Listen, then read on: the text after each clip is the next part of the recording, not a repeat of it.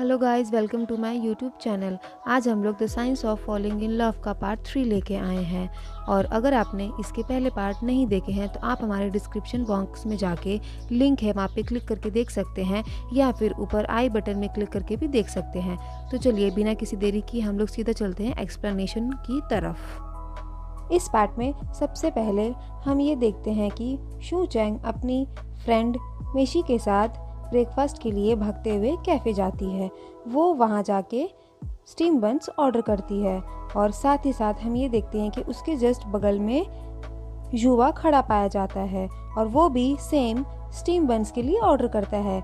लेकिन कैंटीन में सिर्फ एक ही ट्रे बची होती है स्टीम बन्स की। फिर शू चैंग कहती है कि तुम ये ट्रे ले लो और बोलती है कि कल मैंने एक मिसकैलकुलेशन किया था, कल 60 नहीं 56 यन्स बनते थे, तो तुम ये ट्रे ले लो और आज हिसाब बराबर कर लो। और इसी तरह हिसाब बराबर हो जाता है। उसके बाद युवा वहाँ से बिना कुछ बोले चुपचाप शांति से स्टीम बन्स लेके चला जाता है। उसके बाद शू चैंग सोचती है कि ये इतना कोल्ड क्यों है, ये इतना शांत क्यों है, इसने कुछ बोला क्यों नहीं। वहीं पे उसके सामने वाली टेबल में युवा बैठ के ब्रेकफास्ट कर रहा होता है। शू चैंग को युवा का ये बिहेवियर देख के बहुत गुस्सा आता है और वो युवा के बगल में उसका बेस्ट फ्रेंड बैठा हुआ था, जैफा, जो सीनियर था। शू चैंग उस सीनियर जैफा को कहती है कि आज लैब में मेरे लिए लीव एप्लीकेशन दे देना। मेरा ख्याल है 2024 तक तो मैं आ ही नहीं पाऊंगी जब तक कोई ग्रेजुएट नहीं कर लेता। जब वो पास आउट होगा तभी मैं लैब में आऊंगी। वो युवा को थोड़ा बहुत परेशान तो कर ही रही थी, लेकिन युवा जाते जाते उसे कह के जाता है कि तुम्हारी पढ़ाई अगर ऐसे ही चलती रही तो तुमको पोस्ट ग्रेजुएशन भी नहीं करने के लिए मिलेगा, बाय बाय। उसके बाद हमें देखने मिलता है कि युवा उसके सामने तो बहुत ही कूल फील करता है, लेकिन उसके बाद वो लैब में बहुत ही अकेला अकेला और शांत दिखाई दे रहा था। और युवा का फ्रेंड जेफा आके देखता है तो उसने बार बार शू चैंग का नाम ही कोडिंग में टाइप किया हुआ था। फिर युवा उसे कहता है कि ऐसा कुछ नहीं है, यहाँ पे साफ करने के लिए कोई भी नहीं है, इसीलिए याद आ रही थी। वो बहाने बनाने की कोशिश करता है। फिर थोड़ी देर के बाद वहाँ पे सबके सामने प्रोफेसर आ जाते हैं और वो बहुत गुस्सा करते हैं और पूछते हैं कि आज शू चैंग लैब क्यों नहीं आई और उसने अपने लीव की एप्लीकेशन भी नहीं दी। फिर वो सीनियर की तरफ देखते हैं जो शू चैंग की लीव लेटर देना भूल जाता है। उसको डांटते हैं और ये भी कहते हैं कि शू चैंग तक मेरा एक मैसेज पहुंचा दो कि अगर कल तक वो नहीं आई तो फिर कभी लैब में आने की कोई ज़रूरत नहीं है। यही बात सुन के सीनियर प्रोफेसर के डर से वहाँ पे युवा का फ़ोन उठाता है और तुरंत ये मैसेज युवा को के फ़ोन से शू चैंग को कर देता है। जैसे ही शू चैंग के पास युवा के मोबाइल से मैसेज आता है वो तुरंत युवा को ब्लॉक कर देती है, क्योंकि वो उससे बहुत ही नाराज़ हुई रहती है। जैफा ये देखकर बहुत हैरान रह जाता है और युवा को बोलता है कि उसने तुम्हें ब्लॉक क्यों कर दिया। युवा तो ऑलरेडी पहले से ही बहुत परेशान था और ये देखने के बाद वो बेचारा और परेशान हो गया। उसके बाद हम देखते हैं कि उधर शीशी का बॉयफ्रेंड उसे मनाने के लिए आया हुआ था, लेकिन शीशी गुस्से थी, वो मान ही नहीं रही थी। तो उसका बॉयफ्रेंड उसे मनाने की कोशिश करता है और कहता है कि तुम्हारे पास तो मेरे लिए टाइम ही नहीं है, फिर भी मैं तुमको मना रहा हूँ। तुम कोई इंसान हो या रोबोट, तुम्हारे अंदर कोई फीलिंग्स या इमोशंस ही नहीं है, तुम कभी खुद से चल के बात ही नहीं करती, तुम ये सब में इतना बिजी रहती हो। तो मैंने अपने जूनियर के साथ इतना वक्त बिता लिया, थोड़ा सा मूवी देख लिया, कहीं चला गया तो क्या हो गया, मुझे तुम्हारे साथ रिलेशन रखना ही नहीं चाहिए था, क्योंकि तुम एकदम भी नहीं समझती हो और मैंने गलती की तुम्हारे साथ रिलेशन रख के। उसके बाद शीशी ये सब बात सुन के थोड़ा सा स्माइल तो करती है, लेकिन मन ही मन बहुत हर्ट होती है और फिर वो वहाँ से चली जाती है। उसके बाद वो बस में चढ़ने लगती है और नोटिस करती है कि वो अपना कार्ड और अपना फ़ोन भूल जाती है। उसके बाद वो वहाँ साइड में बैठ के रोने लगती है और अपना बैग चेक करती है। इतने में ही वहाँ पे गू आ जाता है और वो ये सब पहले ही देख लेता है। वो शीशी को कुछ कॉइन्स देता है बस में बैठने के लिए। शीशी उसे देखकर थोड़ा एम्बैरेस फील करती है और उसे बोलती है कि मैं तो अपने पर्स में फ़ोन और यही ढूंढ रही थी। फिर वो लोग बस में चढ़ जाते हैं और गू नोटिस करता है कि शीशी ग्लासेस लगा के रो रही थी पूरे रास्ते। उसका उसके पास जाने का मन तो करता है, उससे बात करने का मन तो करता है, लेकिन वो उसे एम्बैरेस फील नहीं करवाना चाहता था। उसके बाद हम देखते हैं कि शू चैंग आज फ्रीली मस्ती से सारा दिन इंजॉय कर रही थी और तब उसकी फ्रेंड लैब से वापस लौट के आती है और वो उसे पूछती है कि शू चैंग, तुमने अपने सर पे अभी तक क्या लगा के रखा है। फिर शू चैंग को याद आता है कि उसने तो अपने सर पे हेयर डाई लगा के रखा था जिसे वो भूल गई। वो कई घंटों से लगा हुआ था। उसके बाद जब वो हटाती है तो उसके बाल एकदम पिंक हो जाते हैं, लाइक बेबी पिंक। उस बेचारी ने तो कोई और हेयर डाई मंगाया था, लेकिन गलती से गलत कलर का हेयर डाई आ गया था। उसके बाद शू चैंग अपने लिए दूसरा कलर ऑर्डर करती है, लेकिन जब तक वो नहीं आता तब तक तो उसे यही बेबी पिंक कलर में फिरना पड़ता। उसके बाद शू चैंग की बाकी सारी रूममेट्स आ जाती है और उसे देख के हंसने लगती है। वो उसका बहुत मजाक उड़ाती है और कहती है कि किसी कैसल्स में से कोई प्रिंसेस निकल के आ गई। वो लोग कंट्रोल करने की कोशिश करती है, लेकिन फिर भी उनसे कंट्रोल नहीं होता।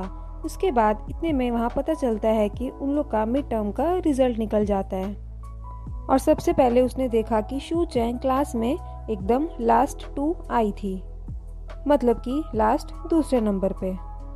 वहीं पे साथ ही साथ उन सबको ये पता चलता है कि जो लोग लैब में नहीं जाएंगे उनके क्रेडिट टास्क ना होने की वजह से उनको जर्नल पब्लिश करने की इजाज़त नहीं मिलेगी।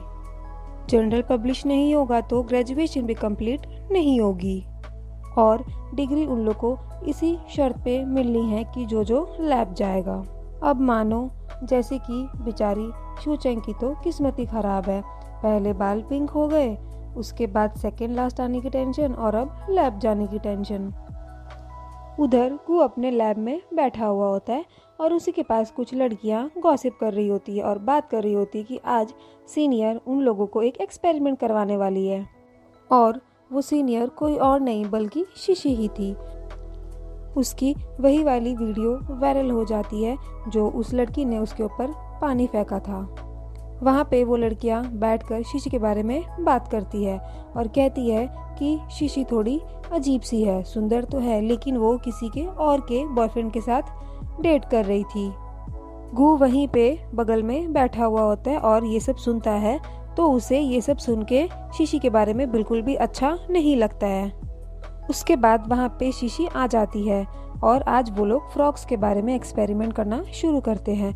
वो सबके साथ बहुत अच्छा बिहेव करती है, सबको हर एक को अच्छे से बताती है और उस एक्सपेरिमेंट के बाद वहाँ पे सारे स्टूडेंट्स का शीशी को लेके ख्याल बदल जाता है।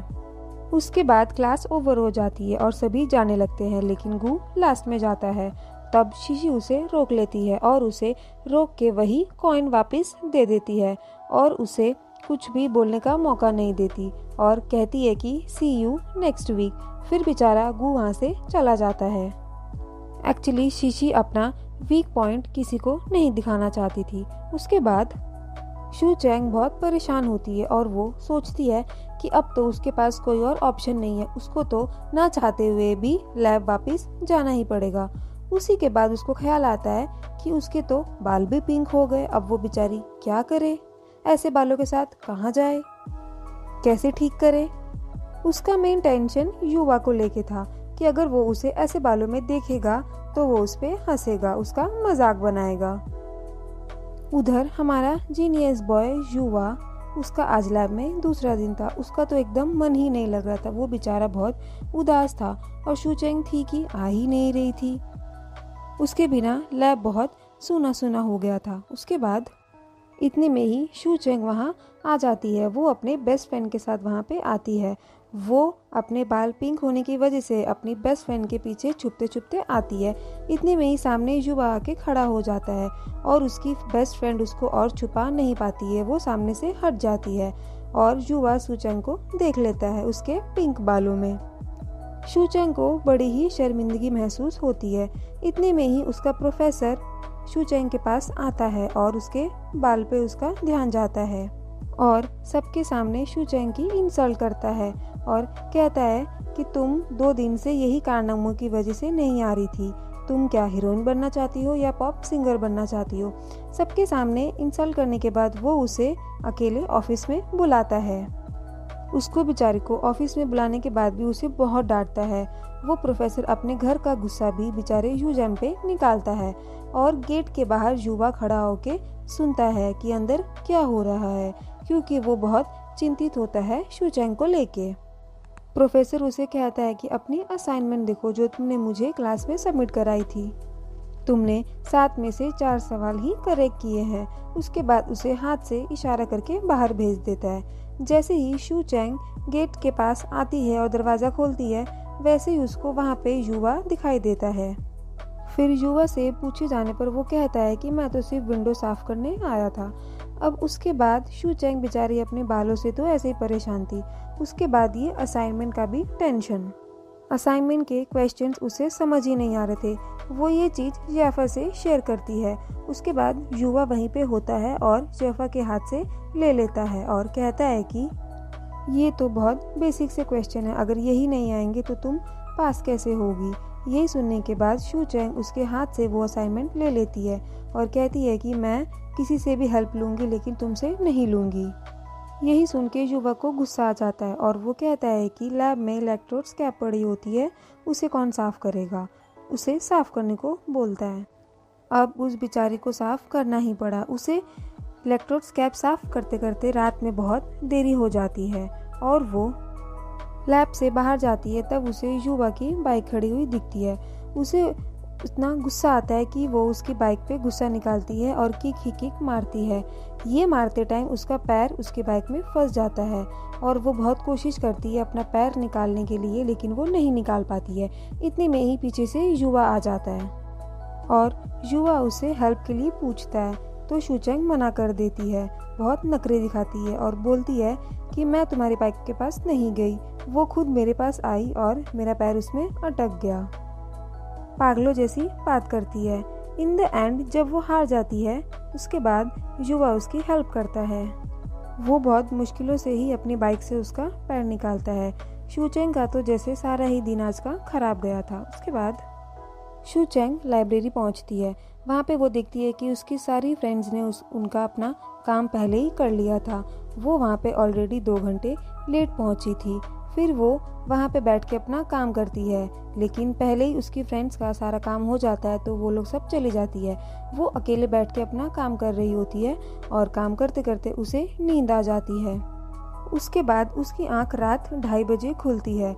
वो देखती है कि टेबल पे कॉफ़ी गिरी हुई पड़ी रहती है और सोचती है कि उसकी जैसी किस्मत खराब किसी की भी नहीं होगी पूरे कैंपस में।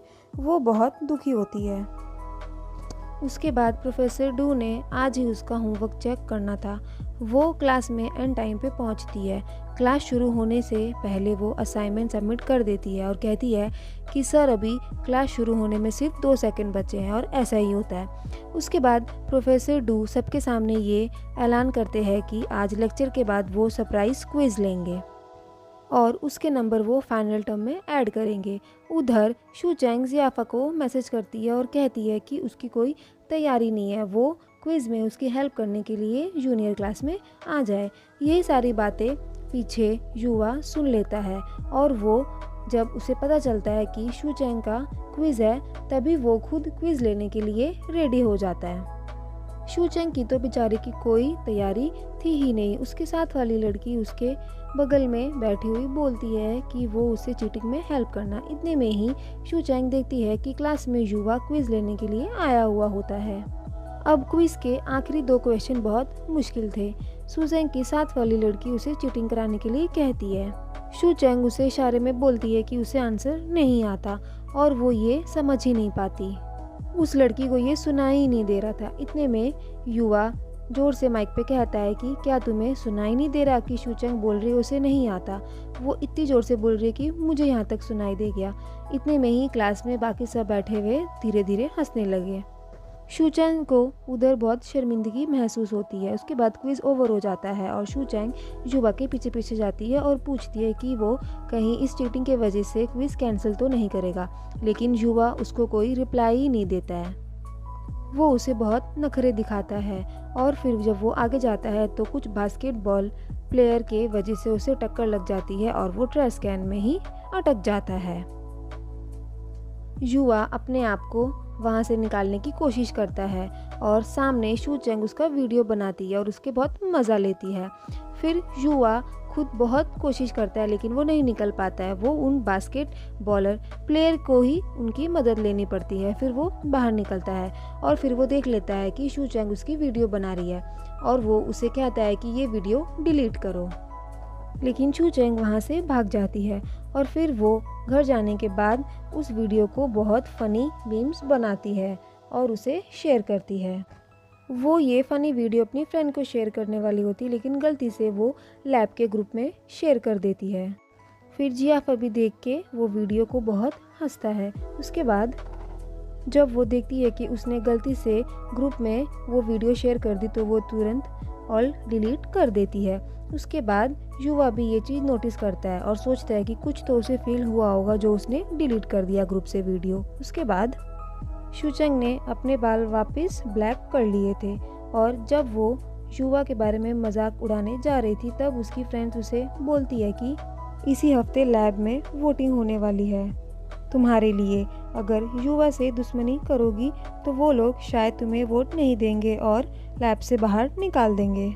अब अगले दिन शू चेंग जियाफा के पास जाती है और थोड़ा सा पॉलिटिक्स खेलती है और पूछती है कि मेरे लिए वोट कौन कौन देगा और मेरे कौन खिलाफ रहेगा। जियाफा उसे लिस्ट बना के देता है। उस लिस्ट में 9 जन के नाम रहते हैं। उसमें से वो बोलता है कि 5 का तो पता नहीं लेकिन 4 जन तुम्हें वोट ज़रूर दे देंगे और कहता है कि अगर तुम्हें वोटिंग चाहिए तो मैं तुम्हारी हेल्प करूंगा, तुम्हारे लिए बात करूंगा, लेकिन इसके लिए एक शर्त रखता है कि जो तुमने ग्रुप में वो वीडियो सेंड की थी युवा की वो मुझे वापस सेंड करो क्योंकि वो तुमने वहाँ से डिलीट कर दी थी इसलिए। फिर वो दोनों युवा की वीडियो देख के बहुत हंस रहे होते हैं। इतने में ही युवा आता है। अब बेचारी शू चेंग को बहुत ही टाइम बाद युवा के लिए कुछ मजाक करने का बहुत बड़ा सबूत मिला था। उसकी कोई वीकनेस हाथ लगी थी। उसके बाद लैब में शू चेंग के पास कोई एक सीनियर आके कहता है कि लैब में मंकीज़ के पास जाके कुछ डेटा कलेक्ट करने हैं। इसे प्रोफेसर ने उसे ये सब करने के लिए कहा है। फिर वो लैब में मंकीज़ के पास जाती है और वो कैसे डेटा कलेक्ट करती है ये आपको हम नेक्स्ट पार्ट में दिखाएंगे।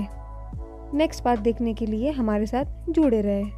अगर आपको हमारा ये वीडियो पसंद आया हो तो इसे लाइक कीजिए और हमारे चैनल को सब्सक्राइब कीजिए और अपने थॉट्स हमारे कमेंट में लिखना ना भूलें। तब तक के लिए बाय बाय, टेक केयर।